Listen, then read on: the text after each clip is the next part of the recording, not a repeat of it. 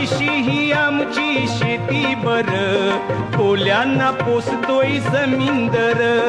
देवाची कृपा आम्हावर, कोल्यांना पोसतोय समिंदर.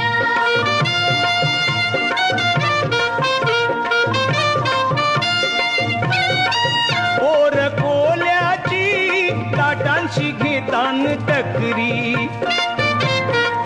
धंदा धोक्याचा दर्याची करतान चाकरी. डुलतान मचव पाण्यावर, कोल्यांना पोसतोय समिंदर.